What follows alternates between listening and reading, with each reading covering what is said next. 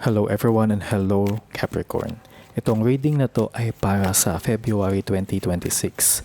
We will look into the energies for the month and ano yung mga advice cards ang gustong ibigay ng universe para sa iyo. Ang goal ng channel na to ay magbigay ng gabay using the light from the creator and may good intentions para may positive energies ang lahat. Please follow or subscribe. Sobrang importante ng inyong suporta para makontinue natin ang readings dito. Capricorn, in the past you have the Nine of Wands. Galing ka sa gera at kitang-kita ang mga sugat mo, Capricorn. Nitong mga nakaraang buwan o taon, para kang sundalo na ayaw bumitaw sa baril kahit tapos na ang laban. Ang Nine of Wands ay energy ng paranoia at exhaustion, kumbaga pagkapagod. Masyado kang naging protective sa narating mo kasi natatakot kang mawala ito. Alam mo, gets naman na mahirap yung pinagdaanan mo pero ang pagiging defensive mo ay naging hadlang para sa mga bagong opportunity. Yes, nag-survive ka pero hindi ka pwedeng manatili sa survival mode ng dire-diretso. Yung present card mo ay the Two of Wands. May hawak kang mundo pero hindi mo alam kung saan mo ilalapag. Nasa kamay mo na ang control. Nakatayo ka sa balkonahe ng buhay mo. Tinitignan ang abot tanaw, may mga plano ka, may mga pangarap na next level. Pero ang problema, naka-standby ka lang. Ang Two of Wands ay tungkol sa planning. Pero Capricorn, ang over-planning ay form din ng procrastination. Nandyan na ang resources, nandyan na ang idea, ang kulang na lang ay ang unang hakbang palabas ng pinto. So, you have the full reverse as your potential energy. Ayaw mong magmukhang tanga kaya hindi ka gumagalaw. Ito ang tunay na dahilan kung bakit ka stagnant. The full reverse, bakit ka takot mang-risk. Takot kang mag-risk bilang isang earth sign, gusto mo laging sigurado. Pero sa buhay, walang 100% na sigurado. Baka feeling mo reckless ang paglipat ng career or pagpasok ng bagong relasyon, kaya mas pinili mo na lang maging safe. Pero ang pagiging masyadong safe ay siya ring unti-unting hihinto ng growth mo. You are blocking your own miracle dahil sa takot na baka magkamali ka. The advice for you is the Queen of Swords. It's time to be ruthless with your boundaries. Kailangan mong maging Queen of Swords. Siya ang reyna na walang emosyon pagdating sa pagdedesisyon. Paano mo gagawin to? Unang-una, cut the clutter. Kumbaga, tanggalin mo na yung mga hindi importante. Kung may mga taong energy vampire, i-cut off mo na.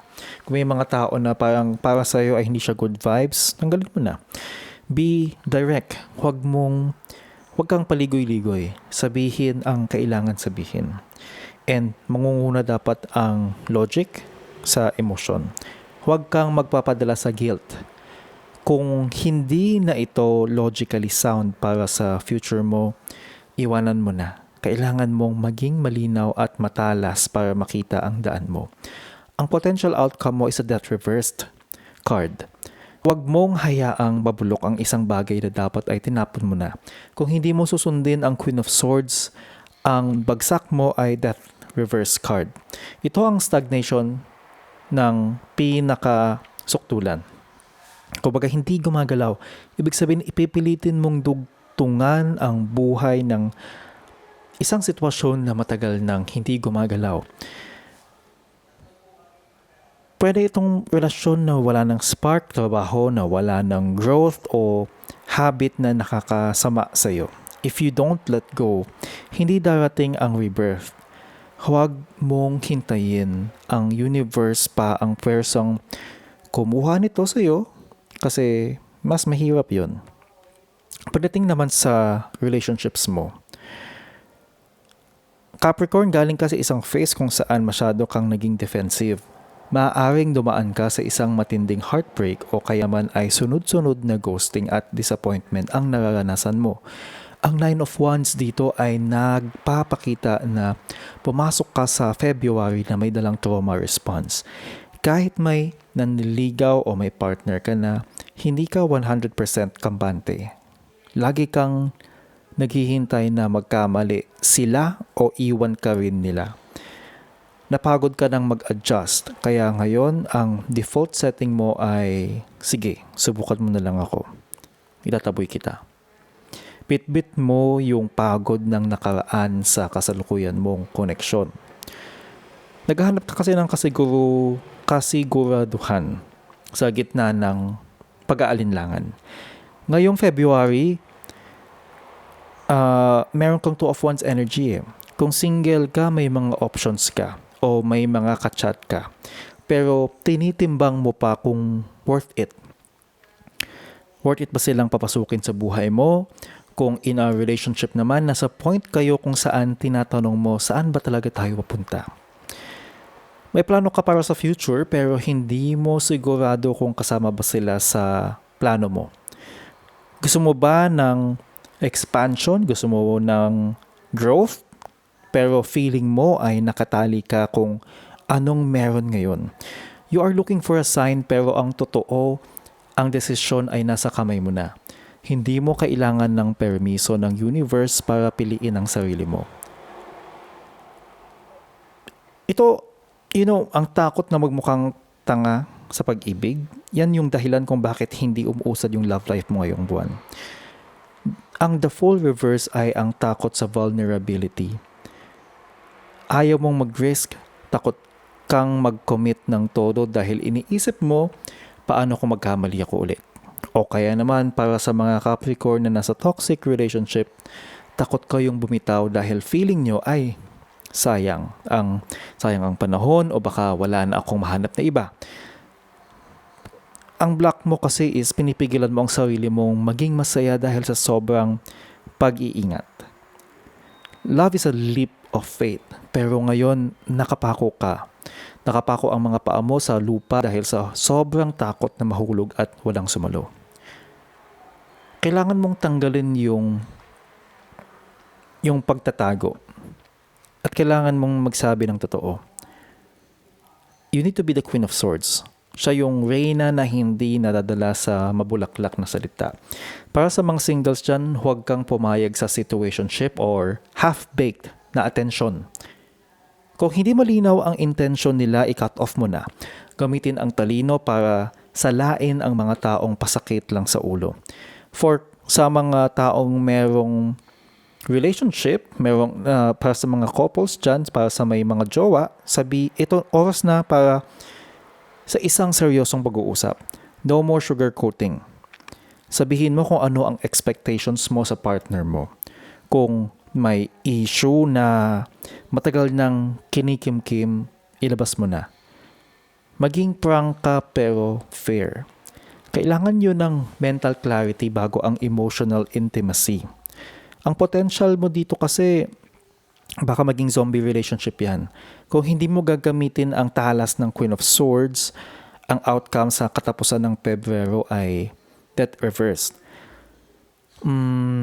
Ibig sabihin na to, magpapatuloy ang energy na hindi umuusad. Mananatili ka sa isang sitwasyon na hindi gumagalaw o wala ng growth dahil lang takot kang mag-isa o takot kang magbago. Ang death reverse ay babala na huwag mong i-prolong ang agony. Huwag mong pilitin ang isang bagay na hindi na nag-work. If you keep holding on to a connection that no longer serves your highest good, you are blocking the new beginning that is supposed to come your way. Okay? Capricorn, advice cards tayo ngayon. Kung nakatulong sa inyo ang reading na to, please subscribe, hit the like button if you are on YouTube, and follow kung kayo naman ay nasa Facebook. Huwag niyo pong kalimutan i-share ito sa mga kilala ninyo na kailangan ng reading. Maliit na bagay lang ito to support this channel para puro blessings lang ang umiikot sa atin. Your first advice card is pay yourself first. Ang kanina sa Two of Wands, sabi natin may hawak kang mundo at nagpaplano ka, pero sa pagpaplano mo, baka nakakalimutan mo ang sarili mo. Bago ka magbayad ng bills o manlibre ng ibang tao, magtabi ka para sa sarili mo. Hindi ito pagiging madamot, ito ay pagbuo ng safety net para ikaw ay hindi ka na bumalik sa Nine of Wands energy, yung laging pagod at survival. This is how you invest in your future self. Your second advice card is let go of guilt. Ito ang solusyon sa the Fool reversed. Bakit ka ba takot tumalon? Dahil ba sa mga mali mo noong nakaraan? Forgive yourself, Capricorn. Hindi mo na mababago ang 2025 o ang mga maling desisyon mo noon. Sabi ng card, God loves you unconditionally. Gamitin mo ang mga pagkakamaling yan para matuto, hindi para bugbugin ang sarili mo gabi-gabi. Your light can shine if it's buried in guilt. Your next advice card is being enough. Kaya ka na-stuck dun sa death and reversed kasi ayaw mo magbago. Ay dahil feeling mo kailangan mong ng napakaraming certifications or yung perfectong sitwasyon para maging masaya. Kailangan mong tandaan na you are enough ngayon. And kailangan maintindihan mo sa sarili mo na marami kang pagkakamali pero deserve mo pa din ang mga magagandang pwede pang mangyari for you. Your next advice card is ambition. Ang alam natin na ambitious ang mga Capricorn. Pero ang card na ito ay may kakaibang twist. May I offer all my deepest longing to love itself. Huwag lang puro ego ang goals. Ialay mo ang ambisyon mo sa higher good kapag ang plano mo ay hindi lang para sa sarili mo kundi para makatulong sa iba. Mas mabilis itong magmamanifest. Hayaan mong yung Diyos ang gumalaw para sa buhay mo. Balikan natin yung being enough mo kanina. No? Kailangan mo ko kasing ma-instill sa sarili mo na hindi mo kailangan patunayan ang lahat sa ibang tao. Ang kailangan mo lang naman maintindihan na ikaw ay love dahil ginawa ka ng Diyos ng may pagmamahal. That's why lahat tayo dito ay deserving ng blessings niya. So, kailangan mong tandaan sa sarili mo na kahit ano pa ang nagawa ng isang tao, deserve niya ang pagmamahal ng universe. Deserve niya ang pagmamahal niya. At importante yun because minsan baka pakiramdam mo, hindi mo deserve yung mga bagay na gusto mo sana para sa'yo. Baka ikaw mismo ang naglilimita. Okay, so crystal advice card mo ay calcite. Busy times at multitasking. Ito ang echo ng Queen of Swords. Sabi ng card, honestly assess your underlying reasons for being busy. Busy ka ba talaga, Capricorn, or nagpapaka-busy ka lang para takasan yung mga desisyon na dapat mong gawin? Take charge of your schedule. Huwag mong gawing personality ang pagiging stressed. Alam mo kung ano yung priority at ano ang distractions lang. Advice for your relationships, finance and work. Your love life is experiencing financial difficulty. Baka ang dahilan kung bakit hindi makamove forward ang relasyon o bakit hindi ka makahanap ng bago ay dahil sa stress sa pera. Kailangan mo maging transparent. Kung may problema sa finance, sa pera, huwag itago sa partner.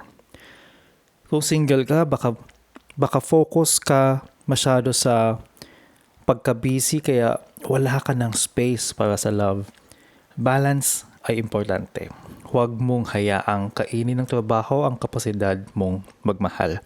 Yan ang forecast ninyo. Subscribe on YouTube and follow Hula Juan on Facebook para may aabangan kang forecast for your sign. Always remember sa lahat ng gagawin mong desisyon, dapat mabuti ang iyong intention. See you sa next reading.